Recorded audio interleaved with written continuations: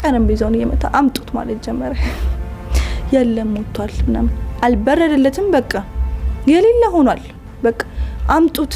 አይ በፍጹም ታዩታላችሁ ምናምን ብሎ በቃ አዛዝቶ ማን እኔ እኮ የለውም እኮ መምሌ ነኝ ብናገር ሌላም ዱላይ ከተኛል አልተናገርኩም። አሞኛል ማለት ነው። ወጥ አደረኳት። አዎ ኦኬ መንቀልቀሌን ማቃታለሁኛ።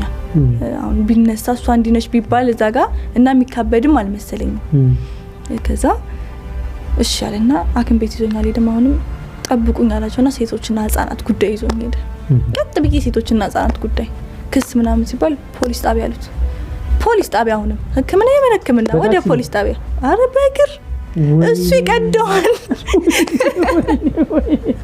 እየተከተልሽ እናቴማ ተመለሰች መሰለኝ ወደ ቤቷ ራሱ የመጣች አይመስለኝም ማለት በቃ እሷ ደግሞ ሐኪም ቤት ሄድ ነው እሱ ንዴት ላይ ነው። እንዴት አንድ ሴት ልጄን ነው በቃ የሆነ እንትን ውስጥ ነው ያለው ምናምን ነገርና እየሄድን ፖሊስ ጣቢያ ሄድን።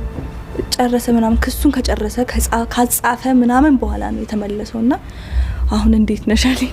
አሁን ሐኪም ቤት ወሰዱኝ። አሁን ከጨረሳችሁ እኔን አሳክሙኝ። ሚኒሊክ ሄድን። ሳይዩት እንዴ አሁን እንደምትመጡት ምናምን ብለው ወደ ጥቁር አንበሳ ሪፈር አደረጉኝ። መሽቷል በጣም ያው ማድረግ የሚችሉትን በወቅቱ ማድረግ የሚችሉትን አደረጉልኝ። ራጁንም ምንንም አደረጉልኝ። ማንጠልጠል ነበር በዛ ሰዓት የሚችሉት የሚገባ ነገር አድርገው አንጠለጠሉልኝ። ያው በማግስቱም ቤት ሄድኩኝ። ክሱ ላይ ናቸው ማስረጃውም ራጁም ሁሉም ታይዞ ሄደ። አመነ በቃ ራሱም የጥፊው ነው የምንም አልቀረውም ሲናገር እሱም ታሰረ።